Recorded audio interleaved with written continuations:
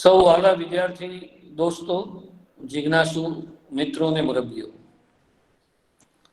ભાષા વિચાર વિમર્શ શ્રેણીમાં આપણે ફરીથી વધુ એક વખત ડૉક્ટર હેમંત દવે સાથે થોડો વિમર્શ કરવાના છીએ.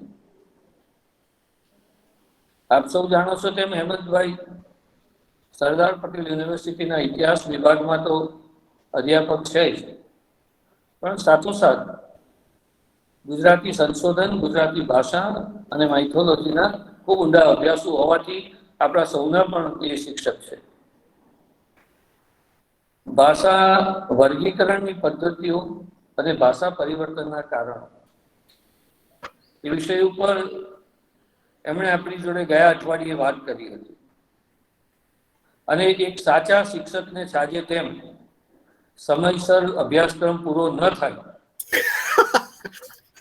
એ લક્ષણને એમણે જાળવી રાખીને પોતાના વિષય માટે આજે બીજું વ્યાખ્યાન સામે ચાલીને માંગ્યું છે. કહેનારા કહી ગયા છે કે વર્ગ એ સ્વર્ગ છે, પણ અનુભવનારા પણ અનુભવી રહ્યા છે કે આ સ્વર્ગ એમને મુકાય એમ નથી. એટલે વર્ગનું કામ એ બહુ સરસ રીતે વિદ્યાર્થીઓને ધ્યાને રાખીને ધીરજપૂર્વક પોતાની ગમે તેવી વાત હોય તો શીરાની જેમ ગળે ઉતરી જાય એ રીતે રજૂ કરવામાં એક શિક્ષકને જેટલી ચીવટ હોય એટલી ચીવટ રાખીને હેમંતભાઈ આપણી સાથે આજે ફરીથી જોડાયા છે. તો આજે જીવંત સ્વરૂપ ભાષા છે એ કેવી રીતે સમયાંતરે બદલાતી રહેશે અને એના અભ્યાસ માટે એને કેવા વર્ગમાં વહેંચીને આપણે જોવી જોઈએ. આ બે મુદ્દાઓની વાત આજે હેમંતભાઈ આપણી સાથે આગળ કરશે. હું સુરજબા મહિલા આર્ટ્સ કોલેજના સમગ્ર પરિવાર વતી હેમંતભાઈનું અને આપ સૌ દોસ્તોનું સ્વાગત કરું છું. અને આજના મણકામાં આપણે ભાષા વર્ગીકરણની પદ્ધતિઓ અને ભાષા પરિવર્તનના કારણો વિશે ક્રમશઃ આ બીજું વ્યાખ્યાન ડૉક્ટર હેમંત દવે પાસેથી મેળવીશું. એનો આનંદ વ્યક્ત કરું છું. હેમંતભાઈ, હવે ગઈ વખતે જ્યારે વાત કરતા હતા ત્યારે શું કહેવાય, એક જ મિનિટ. હા, ઓકે. હા,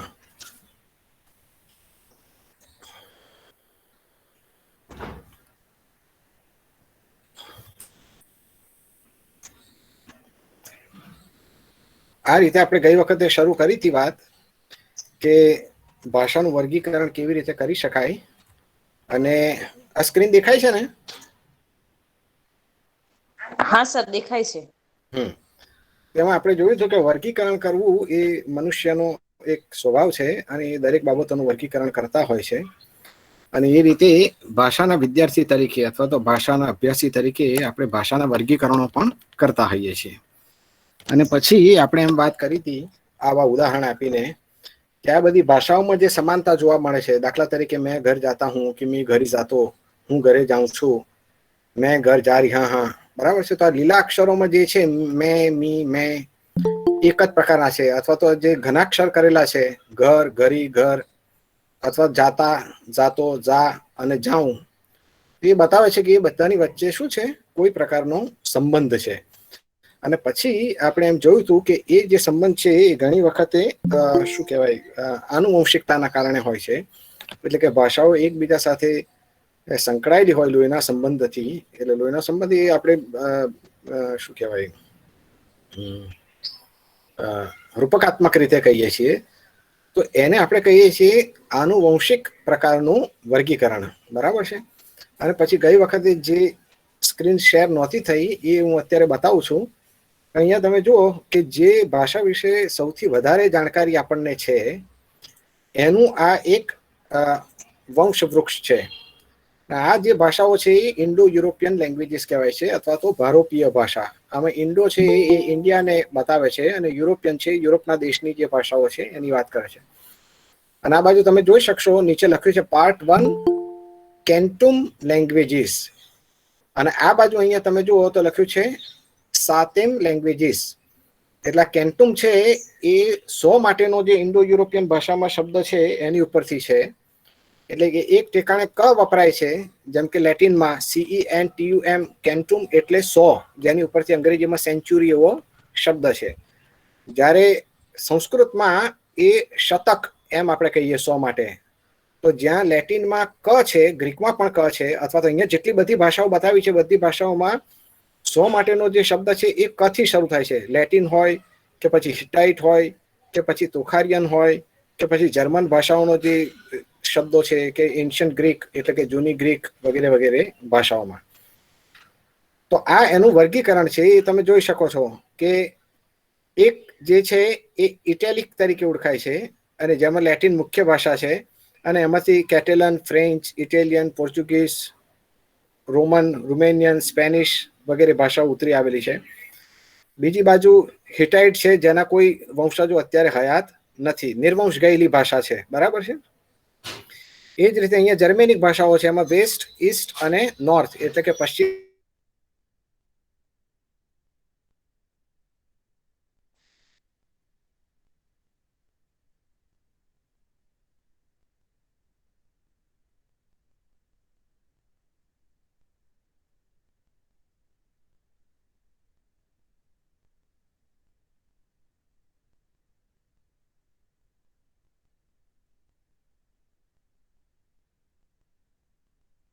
સર માઇક મ્યુટ છે તમારું.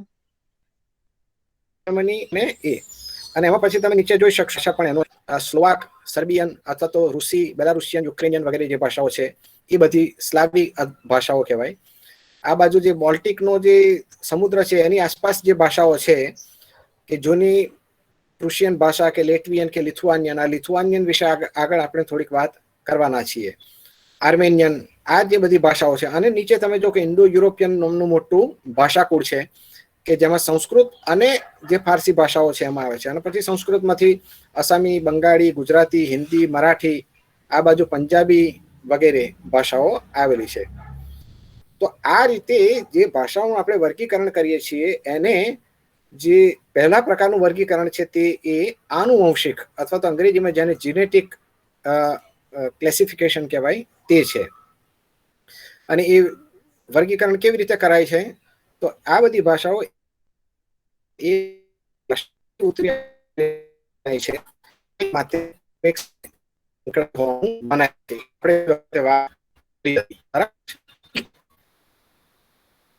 હવે એવું લખે છે બીજું.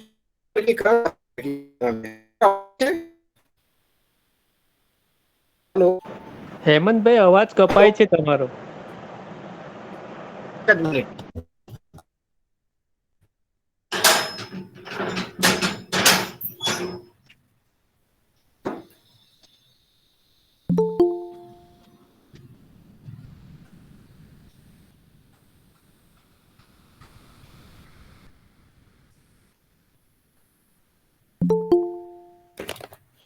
હા, શું છે?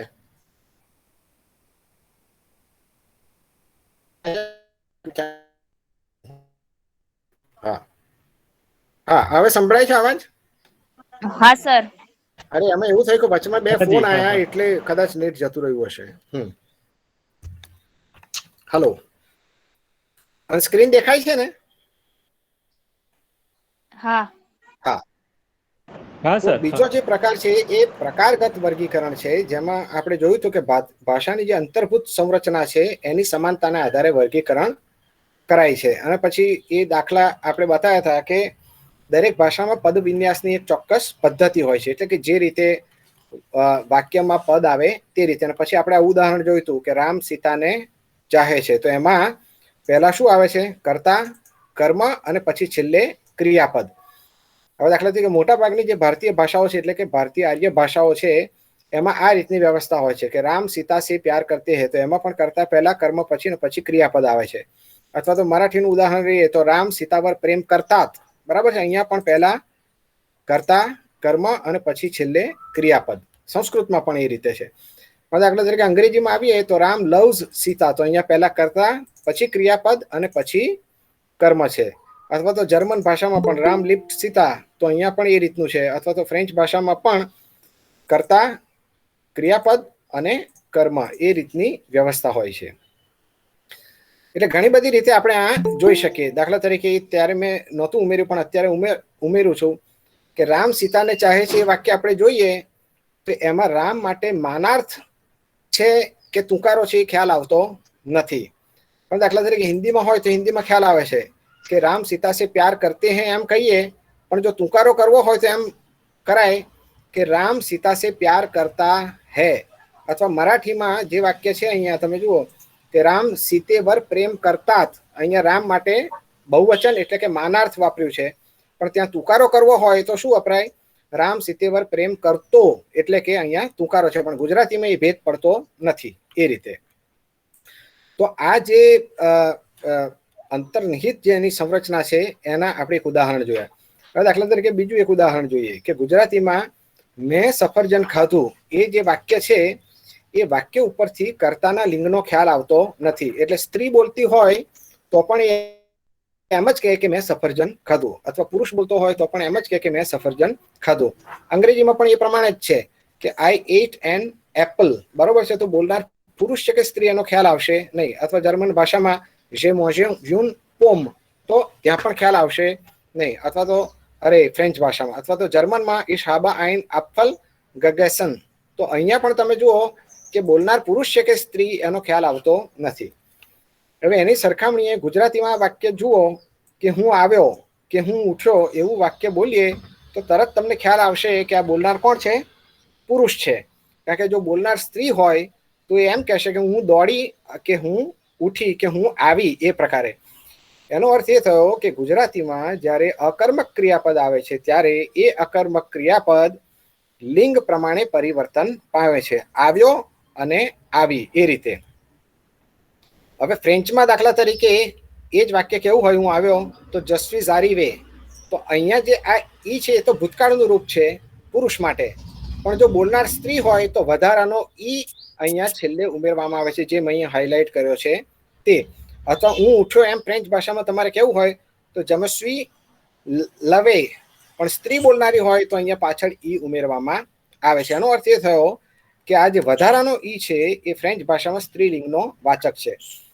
એટલે એ રીતે તમે જુઓ તો ગુજરાતી અને ફ્રેન્ચ ભાષા છે એ અકર્મક ક્રિયાપદોમાં લિંગનો ભેદ કરાવે છે, જ્યારે અંગ્રેજી એ પ્રકારનો ભેદ કરાવતું નથી. જર્મનમાં પણ લિંગ 3 છે ગુજરાતીની જેમ જ, એટલે કે પુલ્લિંગ, સ્ત્રીલિંગ અને નપુંસકલિંગ, અને તેમ છતાંય આવો ફેર પડતો નથી. એટલે એમાં હું આવ્યો કે હું આવી એવું વાક્ય હોય તો અંગ્રેજીમાં જેમ આઈ કેમ એમ જ થાય, એમ ત્યાં ઇહ કામ આન એ રીતે થાય છે. બરાબર છે. તો આ જે ભાષાની અંતર્નિહિત જે સંરચના છે એ સંરચનાના આધારે, એટલે કે દાખલા તરીકે વાક્ય રચનામાં વાક્ય રચનામાં શું કહેવાય, કર્તા, કર્મ અને ક્રિયાપદ આવે છે કે કેમ, કે પછી કર્તા, ક્રિયાપદ અને કર્મ આવે છે કે કેમ, એના આધારે પણ તમે ભાષાઓનું વર્ગીકરણ કરી શકો. બરાબર છે.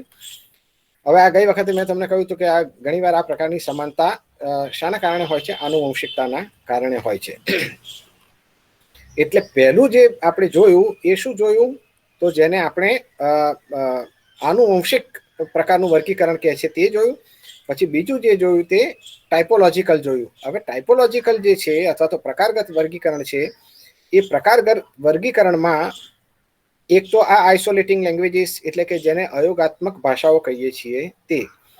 ગઈ વખતે મેં તમને કહ્યું હતું કે અયોગાત્મક ભાષાઓ એટલે એવી ભાષાઓ કે જેમાં જે ક્રિયાપદ છે કે નામ છે કે વિશેષણ છે એ બધાને શું લાગતા નથી? પ્રત્યયો લાગતા નથી. જેમ કે ઝાડ એક વચન છે, એનું બહુવચન કરવું હોય તો તમે શું કરો છો? બહુ ઝાડ. તો તમે અહીં જુઓ કે ઝાડ જે શબ્દ છે એ ઝાડ શબ્દને કોઈ પરિવર્તન આવતું નથી. એની આગળ આપણે એક શબ્દ મૂકીએ છીએ બહુ. બહુ એટલે વધારે, પુષ્કળ, એ અર્થમાં. બરાબર છે. પણ એની સરખામણીમાં બીજું ઉદાહરણ લઈએ, વૃક્ષ અને વૃક્ષો. તો અહીંયા બહુ વૃક્ષ એમ થઈ શકે, પણ ગુજરાતીમાં સામાન્ય રીતે આપણે વૃક્ષો એમ કરીએ છીએ. તો અહીંયા જે તમે આ ઓ લગાડ્યો એ શું છે? એ પ્રત્યય છે. અને એ પ્રત્યય શું સૂચવે છે? તો એ પ્રત્યય સૂચવે છે કે આ બહુવચનનો અર્થબોધ કરાવે છે અથવા તે બહુવચન છે. જેમ કે ગઈ વખત આપણે જોયું હતું થાળી થાળીઓ, હોડી હોડીઓ, મકાન મકાનો વગેરે. એટલે બીજી રીતે કહીએ તો જેમાં કોઈ પ્રત્યય લાગતો ન હોય એ પ્રકારની જે ભાષાઓ છે એને આઇસોલેટિંગ લેંગ્વેજીસ અથવા તો અયોગાત્મક ભાષાઓ કહેવામાં આવે છે. એ પ્રકારની ભાષાઓ બહુ જ ઓછી હોય છે. સામાન્ય રીતે એમ માનવામાં આવે છે કે જૂની જે ચીની ભાષા હતી, એટલે કે પ્રશિષ્ટ ચીની ભાષા, એટલે કે ક્લાસિકલ ચાઇનીઝ લેંગ્વેજ, એમાં આ પ્રકારે હતું. અત્યારે જે ચીની ભાષા બોલાય છે એમાં પ્રત્યયો આવેલા છે. એ કેવી રીતે આવે છે આપણે જાણતા નથી. એટલે જ્યારે આપણે ભાષા પરિવર્તનની વાત કરીશું ત્યારે એના વિશે જોઈશું. બરાબર છે. અને પછી અહીંયા અંગ્રેજીનું ઉદાહરણ છે કે દાખલા તરીકે અંગ્રેજીમાં બહુવચન સાધવું હોય તો તમે શું લગાવો છો?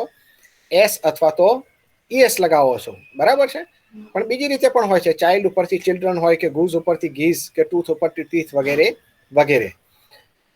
એટલે એ પ્રકારના જે પ્રત્યય છે એ ક્રિયાપદને પણ લાગે, એ વિશેષણને પણ લાગે અને જે નામ છે તેને પણ લાગતા હોય છે. અને આ ઉદાહરણ મેં તમને ગઈ વખત આવ્યું હતું કે જમું છું એમ કહીએ તો એનો કરતા હું છે એ સ્પષ્ટ થાય છે, પણ અંગ્રેજીમાં એ પ્રકારે નથી.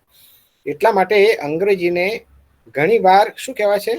અર્ધ આયોગાત્મક ભાષા અથવા તો મંદ આયોગાત્મક ભાષા, એટલે કે સેમાઈ શું કહેવાય આઇસોલેટિંગ લેંગ્વેજ અથવા તો વીક આઇસોલેટિંગ લેંગ્વેજ તરીકે ઓળખાય છે. કારણ કે એમાં બહુ પ્રત્યયો લાગતા નથી. પણ તેમ છતાંય તમે જાણો છો કે અંગ્રેજીમાં પણ પ્રત્યયો લાગે તો છે. દાખલા તરીકે એસ છે બહુવચન માટે, ભૂતકાળ માટે ઈડી લગાડીએ છીએ. વર્તમાન કૃદંત બનાવવું હોય કે વર્તમાન શું કહેવાય નો બોધ કરાવવો હોય તો ક્રિયાપદને આઈએનજી લગાવીએ છીએ. ઈઆર અને ઈએસટી એ ડિગ્રી બતાવવા માટે આપણે વાપરીએ છીએ. અથવા તો ના જેવું એની માટે આઈએસએચ, દાખલા તરીકે શિપીશ એટલે કે ઘેટા જેવું વગેરે વગેરે. તો આ એક પ્રકારની ભાષા થઈ. હવે જે બીજી ભાષાનો પ્રકાર છે એને યોગાત્મક ભાષાઓ કહે છે અથવા તો અંગ્રેજીમાં એને એગ્લુટિનેટિવ લેંગ્વેજીસ કહેવામાં આવે છે. એટલે અંગ્રેજીમાં જે ગ્લુ શબ્દ છે, ગ્લુ એટલે ગુંદર, ચોંટાડવું. બરાબર છે. ગુજરાતીમાં પણ એ શબ્દ ગ્લુ હવે વપરાય છે. એટલે જે રૂપ ઘટક છે એ રૂપ ઘટકો સાથે પ્રત્યય જોડીને આગળ પ્રત્યય જોડાય, પાછળ પ્રત્યય જોડાય, ઘણીવાર વચ્ચે પણ જોડાય, એમ જોડીને લાંબુ કરવામાં આવે અને એમ એનો અર્થ બદલાતો રહેતો હોય તો એ પ્રકારની જે ભાષાઓ છે એને યોગાત્મક ભાષાઓ અથવા તો અંગ્રેજીમાં કહીએ તો એગ્લુટિનેટિવ લેંગ્વેજીસ કહેવામાં આવે છે. જે તુર્કી ભાષા છે અથવા તો જાપાની ભાષા છે અને આપણે ત્યાં જે દ્રાવિડી ભાષાઓ છે એટલે કે તેલુગુ, તમિળ, મલયાલમ, તુળુ અને કન્નડ અને બીજી જે કંઈ નાની મોટી અન્ય ભાષાઓ હોય તે, એ દ્રાવિડી ભાષાઓ આ પ્રકારની યોગાત્મક ભાષાઓ છે. હવે જે આ નીચે ઉદાહરણ આપેલું છે એ જાપાની ભાષાનું છે. આમાં બહુ મગજ બગાડવાની જરૂર નથી, માત્ર સમજવા માટે હું, કારણ કે નથી તમને જાપાની આવતી, નથી મને આવડતી, પણ સમજવા માટે.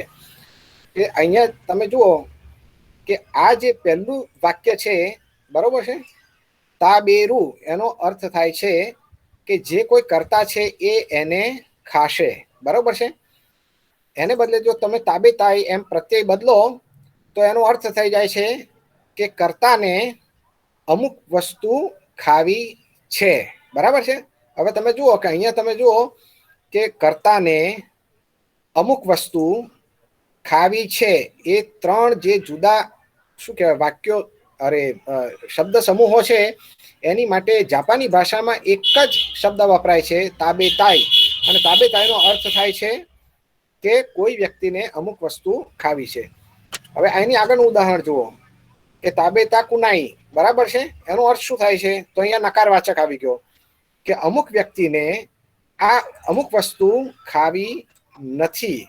હવે જે અહીંયા તમે જુઓ 1, 2, 3, 4 અને 5, 5 શબ્દોની માટે જાપાની ભાષામાં એક જ શબ્દ વપરાય છે. શું?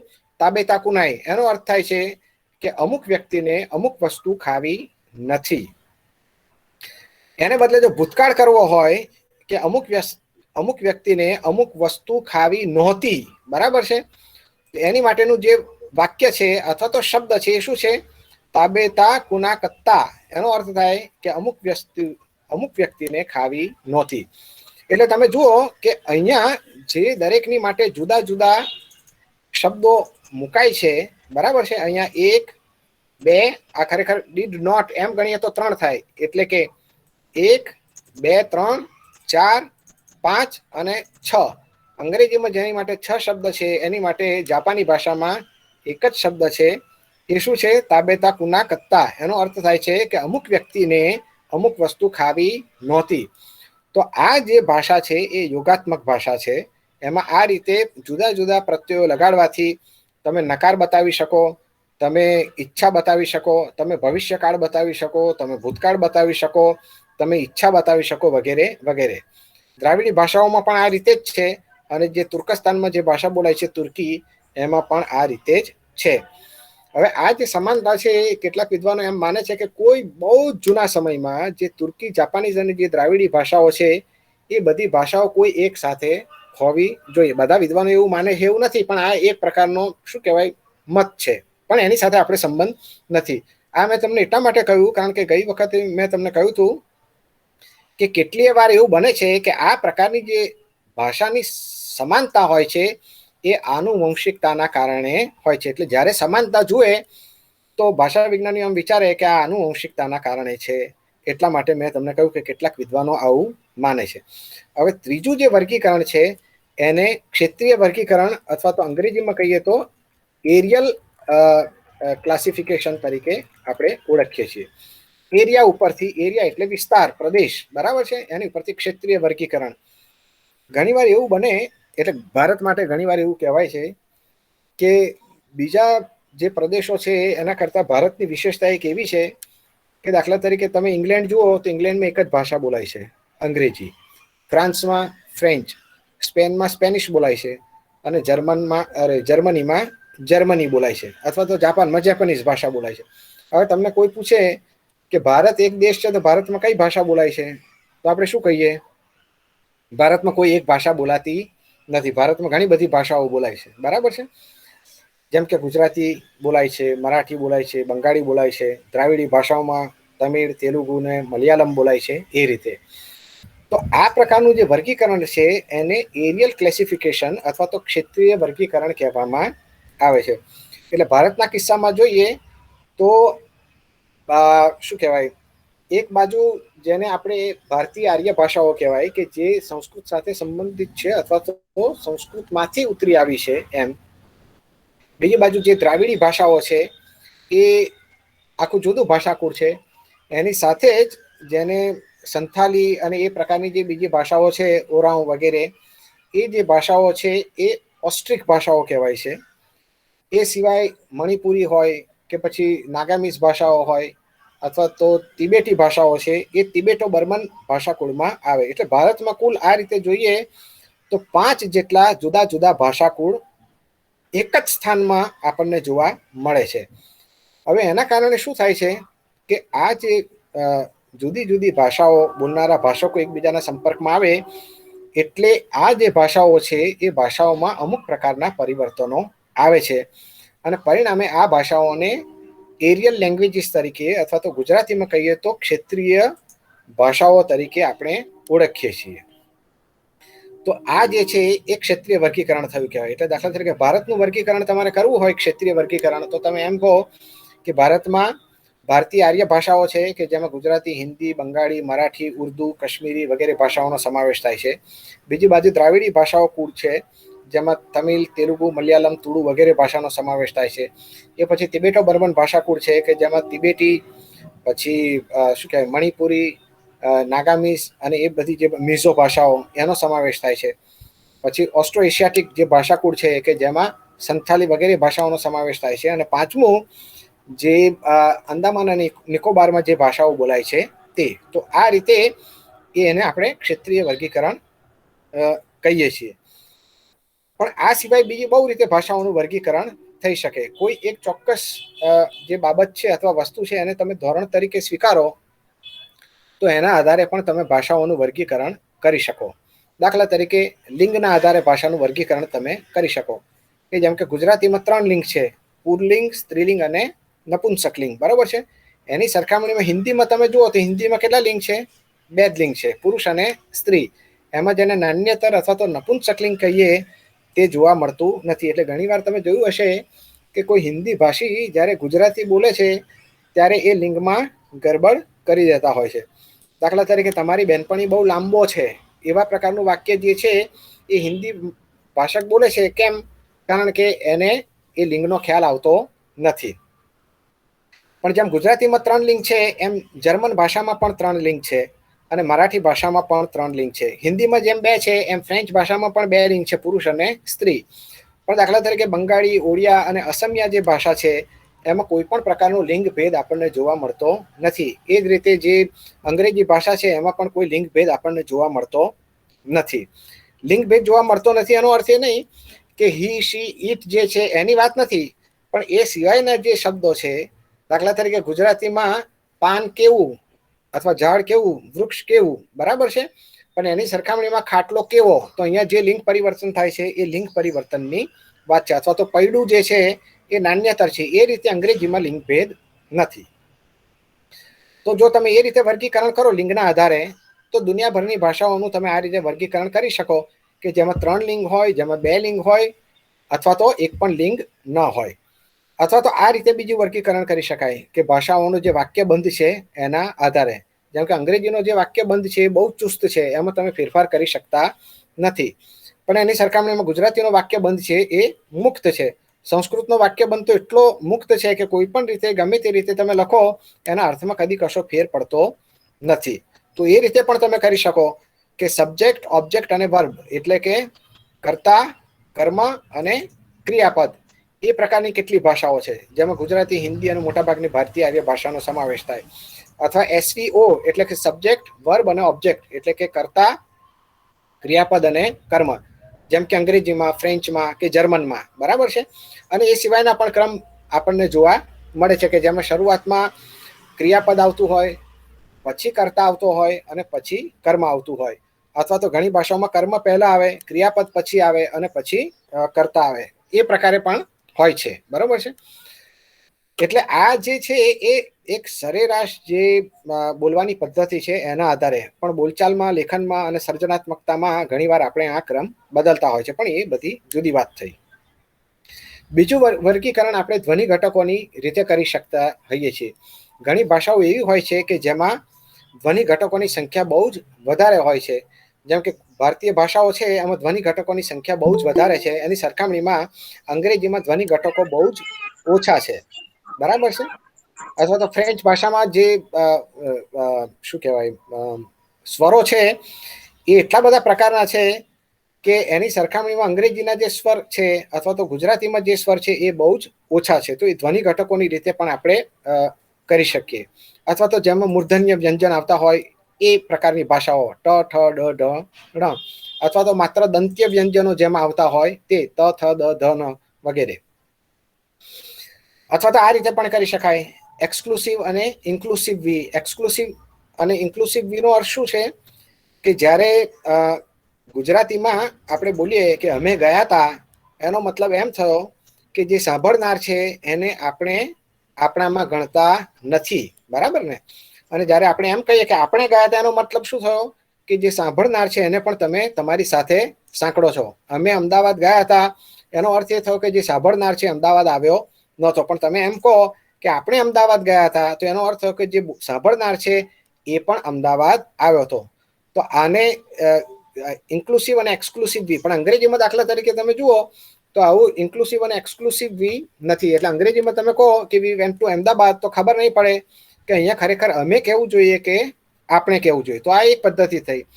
અથવા તો તમે, તું, એ પ્રકારનું જે વિભાજન આપણે કરીએ છીએ બીજા પુરુષમાં, એ ગુજરાતીમાં છે, હિન્દીમાં છે, મરાઠીમાં છે, પણ અંગ્રેજીમાં નથી, બરાબર છે. પણ ફ્રેન્ચમાં છે અથવા તો જર્મનમાં છે. તમે કોઈને તું કહો એનો મતલબ એમ થાય કે તમારું એ વ્યક્તિ નિકટની છે અથવા તો તમારાથી નાની છે. પણ તમારાથી મોટી વ્યક્તિ હોય તો તમે શું કહો છો? તમે કહો છો, બરાબર છે. પણ અંગ્રેજીમાં એવું નથી. અંગ્રેજીમાં તમે દાખલા તરીકે પપ્પાને પણ તમે યુ જ કહો અને તમારો દીકરો કે દીકરી હોય એને પણ તમે યુ જ કહેતા હોય છે. તો એ પ્રકારે પણ તમે વિભાજન કરી શકો. એનો અર્થ એ થયો કે જે વર્ગીકરણ જ્યારે આપણે કરીએ તો જેમ માપદંડ બદલાય એ માપદંડ પ્રમાણે એ ભાષાઓનું વર્ગીકરણ આપણે જુદી જુદી રીતે કરવું પડે. હવે આટલું જે ચાલ્યું એમાં કોઈને મુશ્કેલી હોય તો મને કહો. છે કોઈ મુશ્કેલી અથવા કશું જાણવું હોય તો?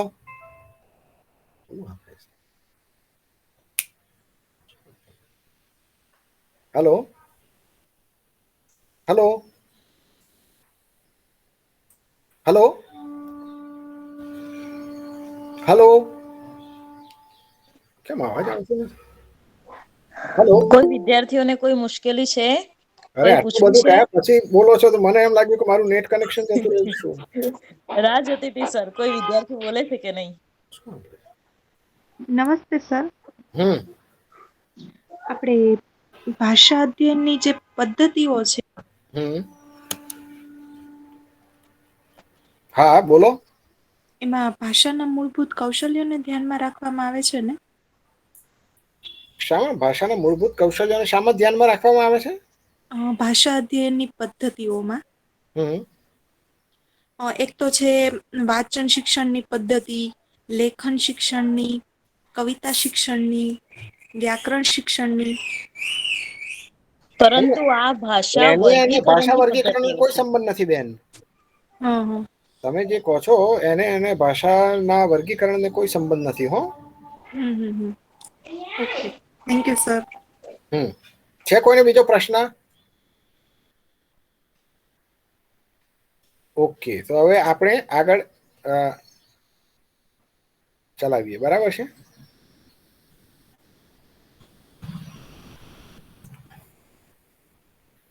હવે જે બીજું આપણું વ્યાખ્યાન છે ભાષા પરિવર્તનના કારણો. હવે ભાષામાં ખરેખર પરિવર્તન કેમ આવે છે તે આપણને ખબર નથી. ભાષા બદલાય છે એ એક હકીકત છે, પણ ભાષા કેમ બદલાય છે એ આપણને ખબર નથી.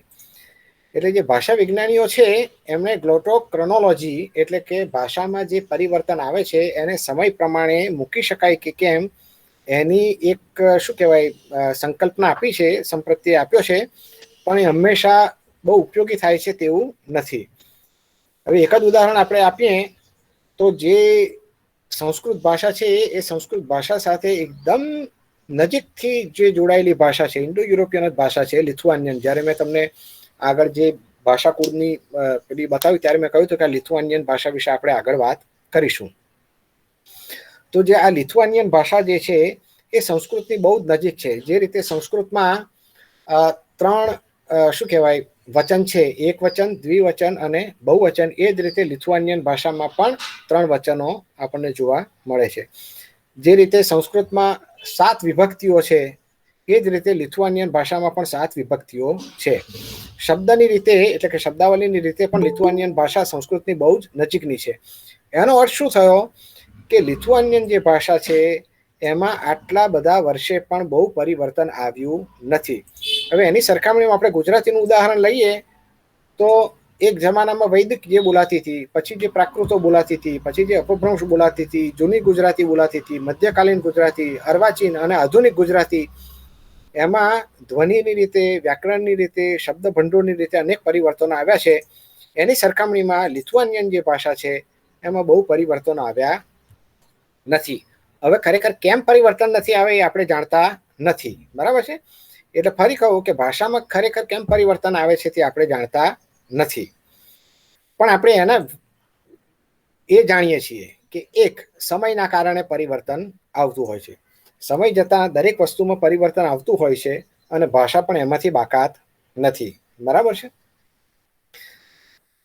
ગુજરાતીનું જ ઉદાહરણ લઈએ તો વૈદિક સમયે જે ભાષા બોલાતી હતી, જે પ્રાકૃતો બોલાતી હતી, તેમાંથી કાલાનુક્રમે અપભ્રંશ ભાષા આવી અને એમાંથી પછી બધી નવ્ય ભારતીય આર્ય ભાષાઓ એટલે કે બંગાળી, ગુજરાતી, મરાઠી, નેપાળી વગેરે વગેરે એ ઉતરી આવી. તો એ કેમ બદલાય છે તેનું કારણ છે સમયને કારણે. એટલે જેમ જેમ સમયમાં પરિવર્તન આવે છે તેમ તેમ ભાષામાં પણ પરિવર્તન આવે છે. ગુજરાતીની જ વાત કરીએ તો નરસિંહના સમયમાં કે પ્રેમાનંદના સમયમાં જે ગુજરાતી ભાષા બોલાતી હતી તે ભાષા દલપતરામ કે નર્મદ કે ગોવર્ધન રામ કે મણિલાલ નભુભાઈના વખતમાં બોલાતી નહોતી, અથવા તો મણિલાલ નભુભાઈ કે રમણભાઈ નીલકંઠ કે ગાંધીજીના સમયમાં જે ગુજરાતી ભાષા બોલાતી લખાતી હતી એના કરતાં અત્યારે જે ગુજરાતી ભાષા બોલાય છે તે જુદી છે, બરાબર છે. હવે કેટલાય શબ્દો એવા છે કે જે પ્રેમાનંદમાં આપણને જોવા મળે છે પણ અત્યારે જોવા મળતા નથી. દાખલા તરીકે પર્યટ એ એવો શબ્દ છે. પર્યટનો અર્થ થાય છે કપડાં ધોનાર એટલે કે ધોબી, અને એ શબ્દ પ્રેમાનંદમાં આપણને જોવા મળે છે, પણ એ શબ્દ અત્યારે આપણે વાપરતા નથી, બરાબર છે. અથવા તો નર્મદ દલપતનો જે સમયગાળો છે સુધારક યુગ, એમાં બામદાદ એટલે કે પ્રભાત એવો શબ્દ વપરાતો હતો. અત્યારે બામદાદ શબ્દ પ્રભાત માટે કોઈ વાપરતું નથી. એટલે સુધી કે અત્યારે પ્રભાત શબ્દ પણ ગુજરાતીમાં કોઈ વાપરતું નથી. મોટે ભાગે તો સવાર અથવા તો અંગ્રેજી મોર્નિંગ એવો શબ્દ આપણે વાપરતા હોઈએ છીએ. તો એ રીતે એ સમયના કારણે શું આવે છે, ભાષામાં પરિવર્તન આવે છે. જે બીજું કારણ છે એ સ્થળનું કારણ છે. જેમ સ્થળ બદલાય તેમ ભાષામાં પરિવર્તન આવે છે. એટલે ગુજરાતીમાં એવી કહેવત છે કે 12 ગાઉએ બોલી બદલાય.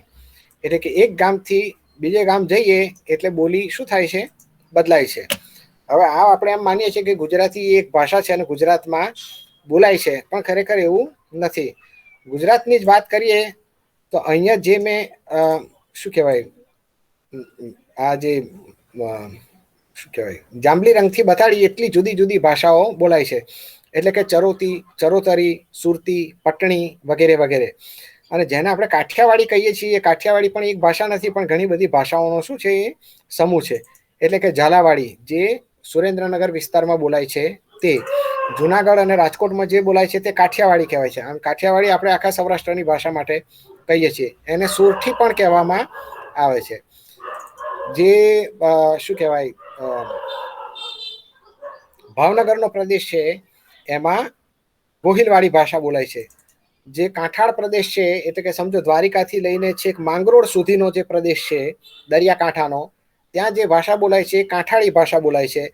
અને જામનગરના વિસ્તારમાં હાલારી ભાષા બોલાય છે. તો આ જે ભાષાઓ છે એ સામાન્ય રીતે ગુજરાતી કહેવાય અથવા કાઠિયાવાડી કહેવાય, પણ તેમ છતાંય એની અંદર આપણને શું જોવા મળે છે, ફેર જોવા મળે છે બોલચાલની રીતે. દાખલા તરીકે ચરોતરીમાં કે સુરતીમાં કે મહેસાણી બાજુ જે બોલાય છે પટણી ભાષા, એમાં સંવૃત્ત અને વિવૃત્ત ઉચ્ચારોનો ભેદ કરવામાં આવે છે. બરોબર છે. એટલે દાખલા તરીકે મોબાઈલની બોડી બદલવી એમ આપણે કહીએ, પણ કાઠિયાવાડમાં બોડી એ જે વિવૃત્તિ છે એ જોવા મળતી નથી. એટલે કાઠિયાવાડી માણસ એ બોડી નહીં કે પણ બોડી કહેશે. બરાબર છે. હવે ગુજરાતીમાં તમે કહો, ગુજરાતી એટલે કે ચરોતરી કે પટણી કે સુરઠી ભાષામાં બોડીનો મતલબ થાય કે જેને માથે વાળ ન હોય તેવી સ્ત્રી. બરાબર છે. જેમ કે બોડી બમણીનું ખેતર. તો કાઠિયાવાડી માણસ એમ જ કહેશે કે બોડી બદલાવાની છે, કારણ કે એમાં વિવૃત્તિ છે નહીં. બરાબર છે. અથવા તો ગોળ એમ કહીએ તો એનો મતલબ થાય કે એક શું કહેવાય ભૌમિતિક આકૃતિ, અંગ્રેજીમાં જેને સર્કલ કહીએ છીએ તે ગોળ. પણ જો વિવૃત્તિ કરીએ ગોળ તો ખાવાની એક વસ્તુ બની જાય છે. તો ગુજરાતી એટલે કે જે ચરોતરી, પટણી અને જે બીજી બોલીઓ છે એમાં આ સંવૃત્તિ અને વિવૃત્તિનો ભેદ છે, પણ કાઠિયાવાડી ભાષાઓમાં આ ભેદ છે નહીં. તો એ સ્થળના કારણે છે. અથવા બીજું ઉદાહરણ લઈએ કે ગુજરાતીમાં આપણે એક વસ્તુ કોઈને શું કરીએ, આપીએ તો એની માટે આપવું એવો શબ્દ પ્રયોજીએ છે. બરોબર છે. મને આ આપ અથવા એને આ આપ્યું વગેરે. જે કાઠિયાવાડી બોલીઓ છે એમાં આપવું શબ્દ વપરાતો નથી. એની જગ્યાએ કયો શબ્દ વપરાય છે, દેવું, કે આ મને દઈ દે. બરાબર. હિન્દીમાં પણ છે દેના. બરાબર છે. એ રીતે. અથવા તો ગુજરાતીમાં જેને આપણે આગળ કહીએ કે દાખલા તરીકે વરઘોડામાં આગળ અમુક માણસો નાચતા હતા, તો કાઠિયાવાડી ઘણીવાર એમ કહેશે કે વરઘોડાના માથે માણસો નાચતા હતા. અહીંયા માથેનો અર્થ શું છે, આગળ. બરાબર છે. તમે કહેશો બરડો, કાઠિયાવાડી કહેશે વાંસો. બરાબર છે. વગેરે વગેરે. તો એ સ્થળના કારણે આ પ્રકારનું પરિવર્તન આવતું હોય છે. જે બીજું પરિવર્તન આવવાનું કારણ છે એ શું છે, જે અન્ય ભાષકો છે એ અન્ય ભાષકોના સંપર્કથી. એટલે જ્યારે એક ભાષાના ભાષકો બીજી ભાષાના ભાષકો સાથે સંપર્કમાં આવે છે ત્યારે એમની ભાષામાં પરિવર્તન આવે છે. આ જે પરિવર્તન છે એ પરિવર્તન શબ્દાવલીમાં હોય, વ્યાકરણમાં પણ હોઈ શકે. સામાન્ય રીતે શબ્દાવલીમાં પરિવર્તન વધારે ઝડપથી આવે છે. વ્યાકરણમાં જે પરિવર્તન આવે છે તે પરિવર્તન ધીમું હોય છે. મેં તમને કહ્યું હતું કે વૈદિકમાં જે મૂર્ધન્ય વ્યંજનો છે ટટડઢણ, એ એમ માનવામાં આવે છે કે અન્ય જે પ્રજાઓ છે દ્રાવિડી અથવા બીજી કોઈ એના સંપર્કમાં આવ્યા એટલા માટે સંસ્કૃતમાં આ પ્રકારના ધ્વનિઓ ઉમેરાયા.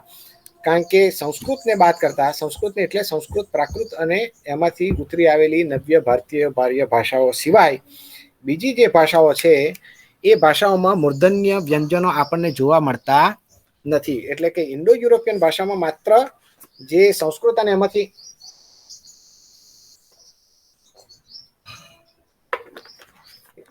ઉતરી આવેલી ભાષાઓ છે એમાં જ આ પ્રકારના મૂર્ધન્ય વ્યંજનો જોવા મળે છે. તો એ કેમ? તો દ્રાવિડી અથવા જે બીજી પ્રજાઓ છે એના કારણે, અથવા તો જે કૃદંત છે, બરાબર છે, જેને અંગ્રેજીમાં જીરંડ કહેવાય, એની માટે પણ વિદ્વાનો એમ માને છે કે સંસ્કૃતમાં જે જીરંડ અથવા તો કૃદંત છે એ દ્રાવિડી અથવા તો કોઈ અજાણી ભાષાના કારણે આવ્યું છે, કારણ કે એ પણ બીજી ભાષાઓમાં જોવા મળતું નથી. શબ્દોમાં જોવા જઈએ તો અગરું, જેની ઉપરથી અગરબત્તી શબ્દ છે, અથવા તો કેળા જે તમે રોજ ખાતા હોય છે, અથવા તો મહિલા, કુંડળ, ફળ, આ શબ્દો જે છે એ દ્રાવિડી ભાષાઓમાંથી સંસ્કૃત ભાષામાં આવે છે.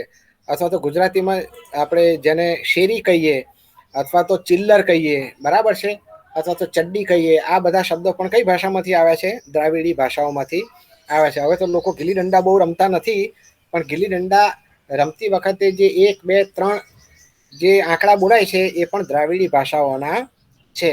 તો એ રીતે અન્ય ભાષકોના જ્યારે સંપર્કમાં તમે આવો ત્યારે તમારી ભાષામાં શબ્દાવલીમાં પરિવર્તન આવે છે અને વ્યાકરણમાં પણ. મધ્યયુગમાં અરબી ફારસીના કારણે ગુજરાતીમાં શબ્દો ઉમેરાયા છે. દાખલા તરીકે મકાન, દુકાન, ફોજ, શીરો, જલેબી, મહેસૂલ, આ બાજુ, તે બાજુ, કઈ બાજુ, એ બાજુ જે શબ્દ છે તે, દરવાજો, ફોજ, દવા, રસ્તો, ઝેર, પલંગ, કાગળ, શાહી, ખુરશી, આ બધા જ શબ્દો જે છે એ અરબી ફારસીમાંથી આવ્યા છે. પછી પોર્ચુગીઝો આપણે ત્યાં આવ્યા તો પિસ્તોલ, લીલામ, બટન, કપ્તાન, બાલદી, બોગદું, આ જે બધા શબ્દો છે, અથવા તો ખમીસ, બરાબર છે, એ બધા પોર્ચુગીઝ ભાષામાંથી આવેલા છે.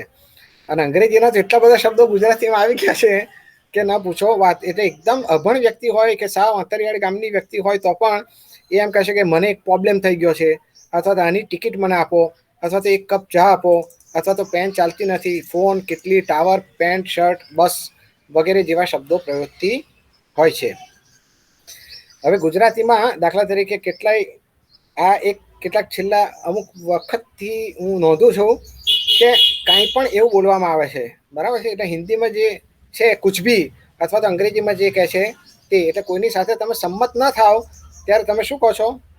કંઈ પણ એટલે હું તમારી વાત સાથે સંમત થતો નથી એમ એનો અર્થ થાય, બરાબર છે. અંગ્રેજીમાં એ માટે એનીથિંગ અસંમત થવા માટે વપરાતું હોય છે, અથવા હિન્દીમાં કુછ ભી, તો ગુજરાતીમાં એ આવી ગયો છે.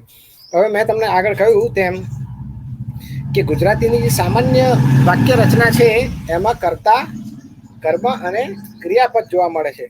પણ જો તમે હિન્દી સમાચારો જોતા હશો તો એમાં તમે જોશો કે સામાન્ય રીતે જે નામ છે એને છેલ્લે મૂકવામાં આવે છે. મોટે ભાગે જે ટીવીમાં જે સમાચારો આપતા હોય છે, દૂરદર્શનની વાત નથી, જે દૂરદર્શન સિવાયના જે બીજી શું કહેવાય ચેનલો છે એમાં, દાખલા તરીકે આવું એક વાક્ય હોય કે સરકાર ને લિયા બહોત બડા ફેસલા. હવે સામાન્ય હિન્દીમાં આ વાક્ય બોલવું હોય તો આ રીતે બોલાય કે સરકારને બહોત બડા ફેસલા લિયા, એટલે કે ક્રિયાપદ છેલ્લે આવે. પણ છેલ્લા કેટલાય વખતથી હિન્દીમાં તમે જુઓ કે આ પ્રકારે જે નામ છે એને છેલ્લે, એટલે કે જે કર્મ છે એ છેલ્લે મૂકવામાં આવે છે કે સરકારને લિયા બહોત બડા ફેસલા, અથવા સરકાર ઉઠાएगी पेट्रोल की कीमतों में कम करने के लिए भारी कदम. એને કારણે ગુજરાતીમાં પણ એક દિવ્ય ભાસ્કર નામનું છાપું આવે છે, એમાં તમે જોશો તો આ પ્રકારની વાક્ય રચના જોવા મળશે કે ચૂંટણીના કારણે મચી ગયો ગુજરાતમાં હડકંપ, બરાબર છે. હવે હડકંપ જે શબ્દ છે એ ગુજરાતી છે જ નહીં, ગુજરાતીમાં લખવું હોય તો ધરતીકંપ કહેવું જોઈએ, પણ જે હડકંપ શબ્દ છે એ ધરતીકંપને બદલે વપરાય છે એક, અને બીજું કે જે કર્મ છેલ્લે મૂકવાની વાત છે એ ગુજરાતી માટે બિલકુલ અજાણી છે, પણ એ હિન્દીના કારણે ગુજરાતીમાં હવે ઘૂસી ગયું છે. તો એ કેમ બન્યું? તો જે અન્ય ભાષકો છે એના સંપર્કથી, કારણ કે જે ગુજરાતી સમાચારવાળા છે એમની માટે હિન્દીમાં જે, એટલે કે આજ તક હોય કે પછી એનડીટીવી હોય કે એ પ્રકારની બીજી, હું કોઈ બહુ ટીવી જોતો નથી એટલે મને બહુ ખ્યાલ નથી, પણ એ જે વાક્ય રચના છે એ એમણે સીધી ગુજરાતીમાં હિન્દીમાંથી ઉઠાવેલી છે, બરાબર છે. હવે આ તો શબ્દની વાત કરી અથવા તો વ્યાકરણની વાત કરી, પણ ઘણીવાર ઉચ્ચારોમાં પણ પરિવર્તનો આપણને જોવા મળતા હોય છે. હવે એ કેવી રીતે, જ્યારે ઇડિયોલેક્ટની હું તમને વાત કરીશ ત્યારે હું તમને કહીશ. હા, અહીં આવી જ ગયા આપણે. હવે દાખલા તરીકે દરેક વ્યક્તિની જે ભાષા હોય છે એ બીજી વ્યક્તિની ભાષા કરતાં કેવી હોય છે? જુદી હોય છે. જેમ તમે તો બધા સાહિત્યના વિદ્યાર્થીઓ છો એટલે તમે જાણો છો કે સ્ટાઇલ ઇઝ ધ મેન અંગ્રેજીમાં એમ કહેવાય છે, અને ગુજરાતીમાં શીલ તેવી શૈલી.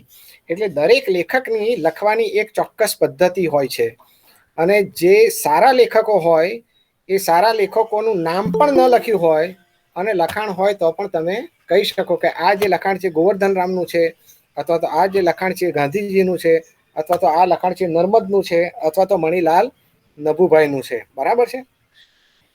અથવા તો કાલિદાસની જે ભાષા છે સંસ્કૃત જ છે, અને તેમ છતાંય ભારવીની જે ભાષા છે કે માઘની જે ભાષા છે એના કરતાં કેવી છે? બિલકુલ અલગ છે. તો જે રીતે લખાણમાં તે રીતે બોલચાલમાં પણ દરેક વ્યક્તિની ભાષા કેવી હોય છે? એકબીજા કરતા જુદી હોય છે. તો એ એક વસ્તુ થઈ કે જેને વ્યક્તિવાણી કહીએ, અથવા તો અંગ્રેજીમાં જેને કહેવાય છે ઇડિયોલેક્ટ.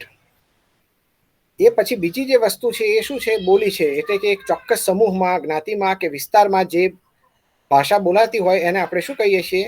બોલી કહીએ છીએ, અથવા તો અંગ્રેજીમાં કહીએ તો ડાયલેક્ટ.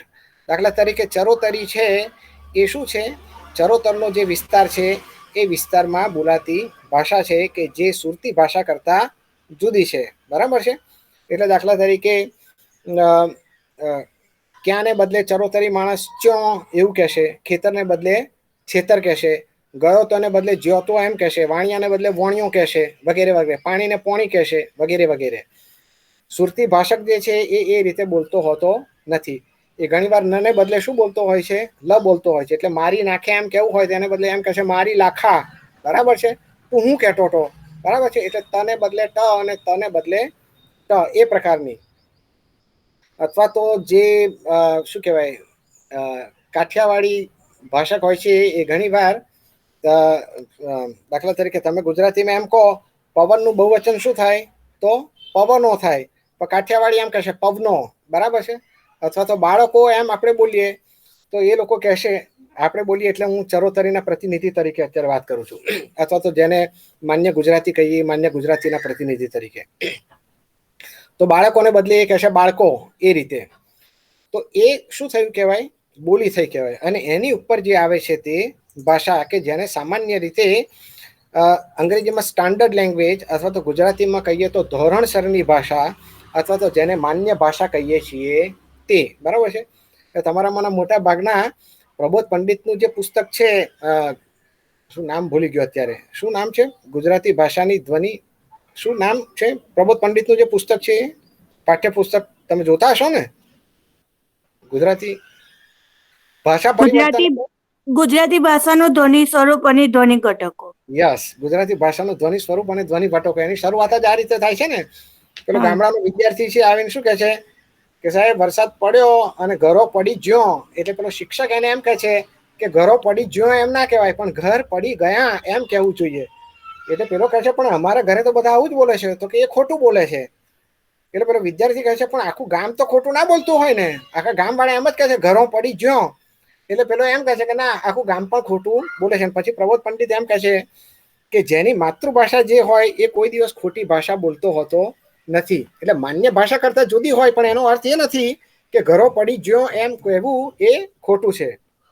એ પણ એક ભાષામાં જે પરિવર્તન આવે છે એના કારણે આ પ્રકારનું પરિવર્તન આવતું હોય છે. અત્યારે જે ભાષાઓ છે, ગુજરાતી હોય, મરાઠી હોય કે બંગાળી હોય, એ બધી ભાષાઓ કોઈ એક સમયે આ રીતે જ શરૂ થઈ હશે. એટલે એની માટેનો જે શબ્દ છે એ તમે જુઓ કે એક બાજુ સંસ્કૃત છે. સંસ્કૃત એટલે શું? જે સારી રીતે કરેલું છે તે. અને એની સામેનો જે શબ્દ છે એ પ્રાકૃત છે, પ્રકૃતિ ઉપરથી. એટલે કે પ્રકૃતિ પ્રમાણે જે ભાષા બોલાતી હોય તે. એટલે સંસ્કૃત એ ચડિયાતી અને પ્રાકૃત જે છે એ ઉતરતી એમ માનવામાં આવતું હતું. અથવા કોઈ માણસ બહુ સારી ભાષાનો પ્રયોગ ના કરતો હોય તો ઘણીવાર એ એકદમ પ્રાકૃત ભાષાનો પ્રયોગ કરે છે એમ આપણે કહેતા હોઈએ છીએ. એટલે કે ભાષા વિશે આ પ્રકારની માન્યતાઓ સમાજમાં હોય છે, પણ ભાષા વિજ્ઞાનીઓ એ પ્રકારની માન્યતાઓને માન્ય રાખતા નથી. અથવા તો અપભ્રંશ જે નામ છે એ પણ શું બતાવે છે કે ભાષા કેવી છે? ભ્રષ્ટ છે, બરાબર છે, તૂટેલી ફૂટેલી. ભ્રંશ એટલે તૂટેલું, અપ એટલે ખરાબ બતાવતો ઉપસર્ગ છે, બરાબર છે. જેમ કે શબ્દ અને અપશબ્દ, બરાબર છે. તો અપભ્રંશ શું બતાવે છે કે જે ભાષા છે તે તૂટી ગઈ છે અને કેવી ગઈ છે? નીચેની બાજુ ગઈ છે, એટલે કે હલકી બની ગઈ છે તે. પણ ખરેખર એવું કશું હોતું નથી, જે હોય તે. મુદ્દો એ હતો કે ભાષામાં જે પરિવર્તન આવે છે, જે માન્ય ગણાતું નથી, એ સમયાંતરે જ્યારે બહુ લોકો બોલતા થાય ત્યારે એ એક સ્વતંત્ર ભાષા તરીકે અસ્તિત્વમાં આવે છે. અત્યારે શું છે કે પ્રિન્ટિંગ ટેકનોલોજી, શિક્ષણ એટલે કે મુદ્રણ શિક્ષણ વગેરેના કારણે ભાષામાં જે પરિવર્તન છે એ પ્રમાણમાં ધીમું પડી ગયું છે. અને એટલા માટે જે જે લખાતી ભાષા છે એ જ સાચી ભાષા છે એમ ઘણા લોકો માનતા થયા છે. અને શિક્ષણના કારણે પણ એવું લોકો માનતા થયા હોય છે. પણ મુદ્દો અહીં આપણે જે કરવાનો છે તે જુદો છે. મુદ્દો એ હતો કે ભાષામાં પરિવર્તન કેવી રીતે આવે છે. તો ઘણી વાર આ શું કહેવાય, વ્યક્તિવાણી જે છે, અંગ્રેજીમાં જેને ઇડિયોલેક્ટ કહીએ, એ વ્યક્તિવાણીમાં એક પરિવર્તન આવે, એ પરિવર્તન એની આસપાસની વ્યક્તિઓ સ્વીકારે, એ વ્યક્તિઓની આસપાસ રહેતા બીજા ઘરો એ સ્વીકારે, એ બીજી શેરીઓના લોકો સ્વીકારે, અને એક આખું ગામ સ્વીકારે, અને એમ કરીને ભાષામાં પરિવર્તન આવતું હોય છે. તમારામાંના મોટા ભાગના નવરાત્રિમાં ગરબા ગાવા જતા હશો, બરોબર ને? અને તમે જોતા હશો કે બધા લોકો એક જ પ્રકારે ગરબા ગાતા હોય છે, અને પછી કોઈ એક વ્યક્તિ એકદમ જ કંઈ જુદી જ ઢબથી ગરબા ગાવાનું શરૂ કરે, જુદી સ્ટાઇલથી, એટલે તરત જ એની આજુબાજુના 2-4 જણ હશે એ પ્રમાણે શું કરે? ગરબા ગાય. અને થોડીક 5-1 જ મિનિટમાં તમે જોશો કે આખું જે વૃંદ છે આ ગરબા ગાતું, એ પહેલા અમુક રીતે ગરબા ગાતું હતું, એને બદલે સાવ બીજી રીતે ગરબા ગાતું થઈ જાય છે. તો એ કેવી રીતે શરૂ થાય છે? તો એક વ્યક્તિથી શરૂ થાય છે અને પછી એ ગવાય છે. હવે દાખલા તરીકે જેને આપણે અત્યારે દોઢિયું કહીએ છીએ, એ દોઢિયું નો જે ઇતિહાસ છે એ બહુ તો કરે તો 40 + 20 એટલે કે 60 વર્ષથી વધારે જૂનો નથી. મુંબઈ નહીં, વડોદરા યુનિવર્સિટીમાં જે ફાઇન આર્ટ્સ ફેકલ્ટી છે, એટલે કે લલિત કલાઓનો જે વિભાગ, એમાં વર્ષોથી ગરબા ગાવાની એક શું છે પરંપરા છે. અને ત્યાં જે રાઘવ કનેરિયા નામના જે મોટા આપણા શિલ્પી હતા, એમણે આ દોઢિયું નામનું જે ગરબા ગાવાની પદ્ધતિ છે એ એમની પોતાની જાતે એમણે વિકસાવેલી. અને પછી એ વડોદરાના જે ફાઇન આર્ટ્સની ફેકલ્ટીના જે વિદ્યાર્થીઓ છે એ રીતે ગાતા, અને એ પછી વડોદરામાં ફેલાય, ને વડોદરામાંથી પછી અમદાવાદ, નડિયાદ, સુરત અને બધી જગ્યાએ ફેલાય. તો જે 1 તાળીના કે 2 તાળીના ગરબા ગાવાતા હતા એને ઠેકાણે જે દોઢિયું થયું, અથવા તો જે કેટલાક સમયથી ટીમલી, મોટે ભાગે ટીમલી જ કહેવાય ને, બરાબર છે, એ જે નવી ગરબા ગાવાની પદ્ધતિ છે એ પણ એક ચોક્કસ વ્યક્તિથી કે સમૂહથી શરૂ થઈ હશે અને પછી આખા ગુજરાતમાં ફેલાય. તો જે રીતે પરિવર્તન ગરબામાં છે એ જ રીતે ભાષામાં પણ પરિવર્તન આવતું હોય છે. આ જે પરિવર્તન છે એ સમાજ અથવા જ્ઞાતિ, પ્રદેશ એટલે કે વિસ્તાર, નગર, ગામડું, શિક્ષણ, લિંગ, પુરુષ કે સ્ત્રી, એની ઉપર પણ આધાર રાખતું હોય છે, બરાબર છે. હવે આપણે એક ઉદાહરણ લઈએ કે ગુજરાતીમાં જે ફ છે, મારો જે ગુજરાતી ફ છે એ જેને અંગ્રેજીમાં બાયલેબિયલ સ્ટોપ કહેવાય, એટલે કે ઓષ્ઠ્ય શું કહેવાય, ઓષ્ઠ્ય બાયલેબિયલ સ્ટોપ એટલે શું કે ભને કયો ધ્વનિ ઘટક કે છે? બાયલેબિયલ સ્ટોપને શું કહીએ છીએ ગુજરાતીમાં? હલો,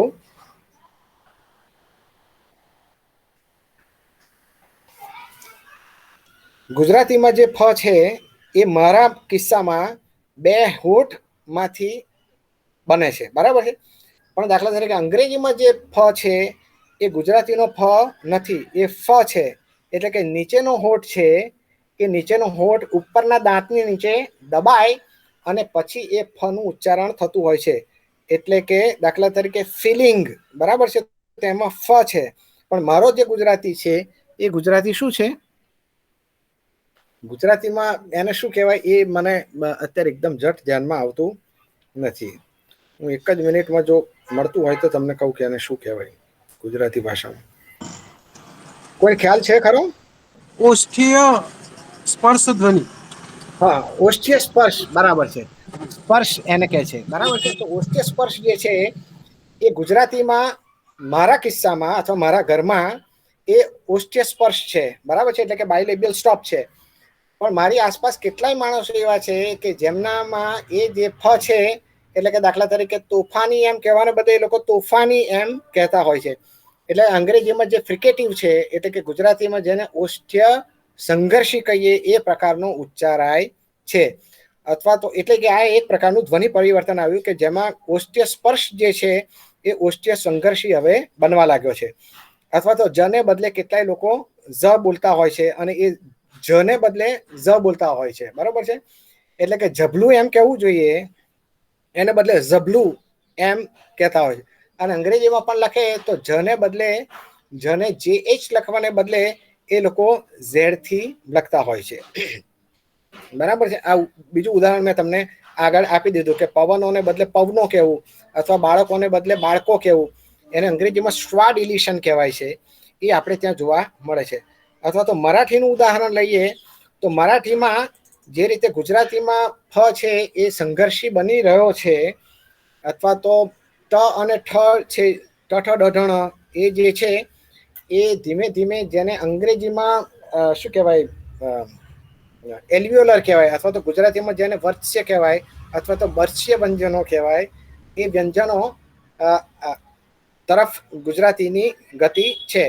એટલે દાખલા તરીકે આશા આશા આશા આશા એટલે ગાયિકા બેન છે, શું એનું નામ, આશા ભોસલે, બરોબર છે. એના કેટલાય ગીતોમાં દાખલા તરીકે આ ગીત અત્યારે મને યાદ આવે છે, ઠંડી ઠંડી પવન ચલી, તો એમાં ઠ ને બદલે એ કંઈ અજબ જ પ્રકારનો ઠ નો ઉચ્ચાર કરે છે. પછી લોકોને એમ લાગે કે આ વધારે ફેશનેબલ ઉચ્ચાર છે, આ વધારે સારો ઉચ્ચાર છે, એટલે બીજા લોકો પણ એ પ્રકારના ઉચ્ચારો કરતા હોય છે. એટલે ફાનસને બદલે ફાનસ કેવું વગેરે વગેરે. આપણે વાત કરતા હતા મરાઠીની, બરાબર છે. મરાઠીમાં છેલ્લા કેટલાય સમયથી ચ અને જ જે છે એના બે ઉપધ્વનિ ઘટકો અંગ્રેજીમાં જેને એલોફોન કહેવાય તે વિકસ્યા છે. એક જે સ્પર્શ એટલે કે સ્ટોપ છે તે, બરાબર, જે ગુજરાતીમાં છે તે રીતે, અને જે બીજો છે એ સંઘર્ષી છે. એટલે જો તમે કાન સરવા રાખશો સહેજ તો તમને હું આ બોલીશ તો તમને ખ્યાલ આવશે. ખર્ચા, બરાબર છે, સાંભળ્યું? ખર્ચા. હવે સાંભળજો, ખર્ચા. જે આ બીજો જે છે એ સંઘર્ષી છે, ચ ને બદલે ચ, બરાબર છે. ખર્ચા, એલકુંચવાર, ચૌદા, ચલ, ચાકુ. આ બધામાં જે ચ છે એ ગુજરાતીમાં જે ચ બોલાય છે તે નથી. એનો અર્થ એ નથી કે મરાઠીમાં જે ગુજરાતીમાં બોલાય છે એટલે કે જેને સ્પર્શ વ્યંજન કહીએ તે નથી, એ પણ છે. પણ એની સાથે સાથે આ જે ઉચ્ચારો છે ખર્ચા, એલકુંચવાર, ચૌદા, ચલ, ચાકુ, એ આપણને જોવા મળે છે. એની સાથે જ જે આ જ છે એના ઉચ્ચારો પણ બે પ્રકારના જોવા મળે છે, એક તો સ્પર્શ અને બીજો જે છે એ સંઘર્ષી. એટલે ગુજરાતીમાં તમે કહેશો જોશી, બરાબર છે. જૂન એટલે અહીંયા જૂનાના અર્થમાં છે, અથવા જોર, ગરજ, જુઈ, મુજરો વગેરે. હવે એક મરાઠી ભાષક છે એ શું કહેશે, જોશી નહીં કહેશે, એ શું કહેશે, જોશી. જૂના, અહીંયા આ ન આખો બોલવાનો છે, એના પછીની બિંદી બતાવે છે કે ન કેવું બોલાય છે, આખો. ગુજરાતીમાં જે છેલ્લે અ છે શ્વા ડિલિશન થઈ ગયું છે એટલે નથી બોલાતો, પણ મરાઠીમાં ઘણા કિસ્સામાં એ આવતો હોય છે. અહીંયા જૂના છે એનો અર્થ થાય છે જૂનું. જોર નહીં પણ જોર. ગરજ, ગરજ એટલે ગુજરાતીમાં જે ગરજ છે તે નહીં પણ નીડ એટલે કે આવશ્યકતા. મલા ગરજ આહે એટલે મને આ વસ્તુની જરૂર છે, તો ગરજ. જુઈ, આપણે ગુજરાતીમાં કહીએ જુઈ. મુજરા, બરાબર, ગુજરાતીમાં કહીશું મુજરા. તો આ જે ઉદાહરણો છે એ સિવાય ઘણા ઉદાહરણો આપી શકાય. એમાં મરાઠીમાં જે સ્પર્શ હતો એને બદલે સંઘર્ષી એટલે કે જેને એફ્રિકેટ કહીએ તે આવી ગયા છે, બરાબર છે. એ પરિવર્તન કઈ રીતે આવ્યું છે આપણને ખબર નથી, પણ એ પરિવર્તન આવ્યું છે. બને કે વ્યક્તિવાણીમાંથી એટલે કે ઇડિયોલેક્ટમાંથી એ પરિવર્તન આવ્યું હોય, એ પછી ડાયલેક્ટમાં એટલે કે બોલીમાં જાય, અને પછી એ જે ભાષા વિશેષ છે એનો એક અંગભૂત એ અવયવ બની જાય. પરિવર્તન આવવાનું બીજું કારણ જે છે જેને અંગ્રેજીમાં નિયોલોજિઝમ કહીએ છીએ તે, એટલે કે નવ્ય શબ્દ બનાવવા તે. કારણ કે જૂના શબ્દોથી આપણને કંટાળો આવે એટલે આપણે ઘણીવાર શું કરીએ છીએ, નવા શબ્દ બનાવતા હોઈએ છીએ. દાખલા તરીકે 9:15 ને 5 એવો જે શબ્દ છે એ શાની માટે વપરાય છે?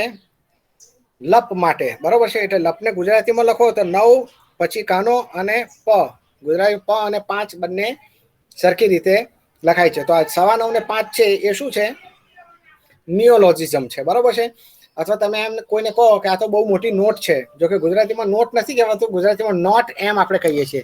અંગ્રેજીમાં એ સંવૃત્ત છે, પણ ગુજરાતીમાં શું છે? એ વિવૃત્ત છે. એટલે જ્યારે તમે કોઈને કહો કે આ બહુ મોટી નોટ છે, એનો મતલબ શું? કે બહુ માથું ખપાવે છે અથવા તો માથું ચડાવે છે વગેરે વગેરે, બરાબર છે. એ પ્રકારના બીજા શબ્દો પણ આપણને જોવા મળતા હોય છે. હવે પરિવર્તન આવવાનું એક બીજું કારણ શું છે? તો ભાષામાં નિયમિતતા લાવવા માટે. હવે દાખલા તરીકે આ જે છે એ મારી એક ભાણી છે, આ રીતે બોલતી હોય છે. એટલે ગુજરાતીમાં ભૂતકાળનું તમારે કરવું હોય તો હું હસ્યો, હું લપસ્યો, હું ખસ્યો એ રીતે આવે. હવે બેસવું જે છે એનું તમે ભૂતકાળ કરો તો હું બેસ્યો એમ ના થાય, પણ હું બેઠો એમ થાય, અથવા હું બેઠી એમ થાય. પણ આ મારી જે ભાણી છે એ હંમેશા એમ જ કહે કે મામા હું બેસી, બરાબર છે. એટલે હું એને સુધારું, કોટ અનકોટ સુધારું, કે બેસી એમ ના કહેવાય પણ બેઠી એમ કહેવાય. પણ એ કેમ બેસી એમ કહે છે? કારણ કે બીજા જે વ્યાકરણ, બીજા જે ક્રિયા ધાતુઓ છે એનું ભૂતકાળનું રૂપ જે છે, હસવું ઉપરથી હસ્યો, લપસવું ઉપરથી લપસ્યો અને ખસવું ઉપરથી ખસવો, તો એને એમ લાગે છે કે બેસવું ઉપરથી બેસ્યો એમ થાય, પણ એ અનિયમિત ક્રિયાપદ છે એવું એના ધ્યાનમાં નથી. અને પરિણામે એ એમ જ બોલે છે કે હું બેસ્યો. મેં જોયું છે કે અંગ્રેજી માધ્યમમાં ભણતા ઘણા બધા વિદ્યાર્થીઓ એટલે કે બાળકો આ રીતે જે અનિયમિત ભૂતકાળના રૂપો છે એને બદલે નિયમિત પ્રમાણે એ બોલતા હોય છે. એટલે ઘણા કિસ્સામાં આ રીતે નિયમિતતા લાવવા માટે પણ ભાષામાં પરિવર્તન આવતું હોય છે. દાખલા તરીકે અંગ્રેજીમાં જો છેલ્લે એફ આવતો હોય, દાખલા તરીકે ડ્વાર્ફ એટલે બટકો માણસ, એનું જો બહુવચન તમારે કરવું હોય તો વી તમારે કરવો પડે. એટલે કે નાઇફ ને બદલે નાઇવ્સ, બરાબર છે. ડ્વાર્ફ ને બદલે ડ્વાર્વ્સ, અથવા હેન્કરચીફ હોય તો હેન્કરચીવ્સ એમ કહેવાય. પણ અત્યારે અંગ્રેજીમાં કોઈ એ રીતે કરતું નથી. એટલે કે ડ્વાર્ફ્સ, હેન્કરચીફ્સ અને નાઇફ્સ એ રીતે જ બોલાય છે. તો એ કેમ? નિયમિતતા લાવવા માટે. બીજું જે કારણ છે એ બોલવામાં સરળતા પડે એટલા માટે, બરાબર છે. એના હું તમને કેટલાક ઉદાહરણો આપું. એક જ મિનિટ.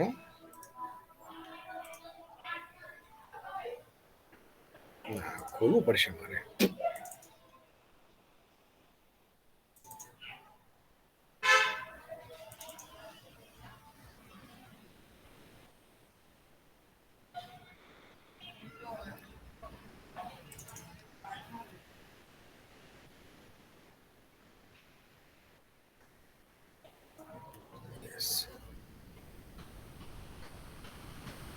તમારે સ્ક્રીન શેર કરવી પડશે ને?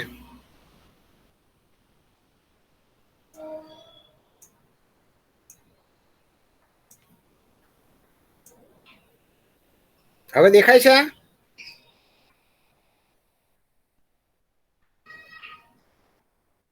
હેલો, હા દેખાય છે સર.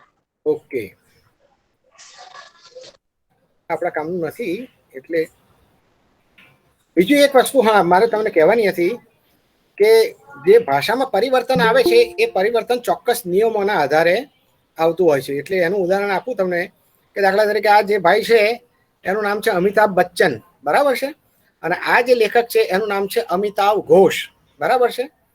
અહીં તમે જુઓ એનું નામ અમિતાવ MV છે. તો એનો અર્થ એ થયો, અથવા તો આ ભાઈનું નામ છે સૌરવ ગાંગુલી, અને આ જે ભાઈ છે એમનું નામ છે સૌરભ શુક્લ. આ છે એ શોભના સમર્થ છે, હિન્દી પિક્ચરની એક્ટ્રેસ, અને આ છે શોભના નારાયણ, જે શું કહેવાય ઓડિસીની ડાન્સર છે. એનો મતલબ એમ થયો કે બંગાળીમાં જે ભ છે એ ભ તરીકે આવતો હોય છે એમ.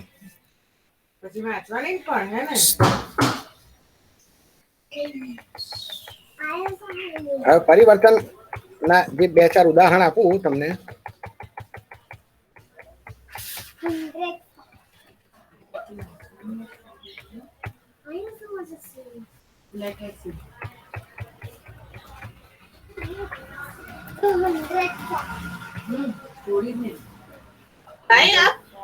नहीं मैं जा रहा हूँ. This is timing is you have a problem with I am on net, Nirmala.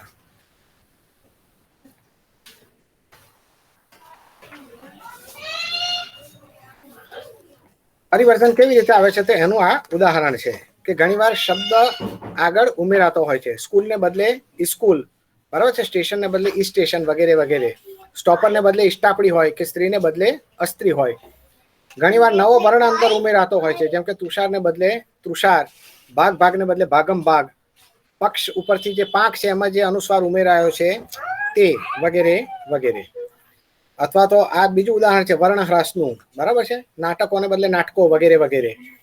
અથવા તો શબ્દના આરંભમાં જે અક્ષર હોય છે એ ઘણીવાર ગળાઈ જતો હોય છે, બરોબર છે. એના નીચે ઉદાહરણો આપેલા છે. છેલ્લે જે અક્ષર હોય એ ઘણીવાર ગળાઈ જતો હોય છે, તો એના ઉદાહરણ છે કે પુત્રને બદલે હિન્દીમાં પૂત, બરાબર છે, તો ર ગળાઈ ગયો છે. અથવા તો માન્ય ગુજરાતીમાં જે છેલ્લે અનુસ્વાર આવે છે તે પણ ગળાઈ ગયો છે. મને શી ખબર ને બદલે મન શી ખબર એમ તમે કહો ત્યારે અહીંયા એકાર ગળાઈ ગયો છે, બરોબર છે. મોટાપણે ને બદલે મોટપણે, શૂન્યને બદલે શૂન વગેરે વગેરે.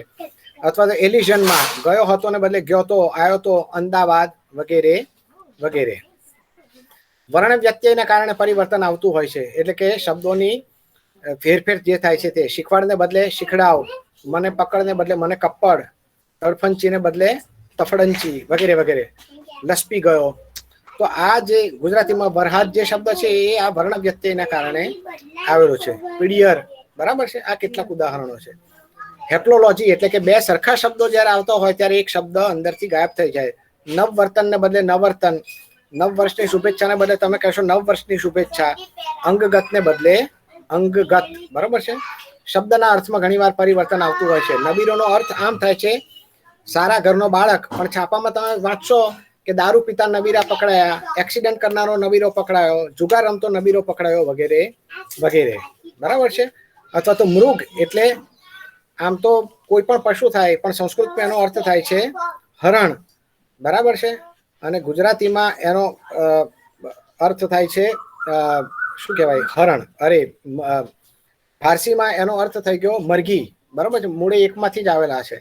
દેવાનામ પ્રિયનો મૂળ અર્થ થાય છે દેવોને પ્રિય, પણ અશોકે ઉપનામ પોતાની માટે પ્રયોજ્યું, પછી મૂર્ખ માટે પણ એ વપરાવા લાગ્યો. તો આ જે પરિવર્તન છે એ જુદા જુદા કારણોસર આવતું હોય છે. તો આ રીતે જે ભાષા પરિવર્તન છે એને આપણે જોઈ શકીએ, બરાબર. સૌથી વધારે આભાર અને આભારથી વિશેષ આનંદ પોતાની ઉલટથી અમને બીજું વ્યાખ્યાન અને તે માટે ગીતો પાછું અને હજી ફરીથી એક વખત આપણને જોડણી સાચી કરવી હોય તો પણ એ અઘરી નથી. એના વિશે વાત કરવા આવવાના જ છે ટૂંક સમયમાં. એટલે આપણે એમનો આભાર માનીને હિસાબ બરાબર નથી કરવો. આપણે સૌ એમના ઋણી રહીએ અને એ ઋણ વસૂલ કરવા વહેલી તકે ફરીથી વધારે એવી વિનંતી કરીએ. સૌનો ખૂબ ખૂબ આભાર. Thank you very much. Okay, thank you.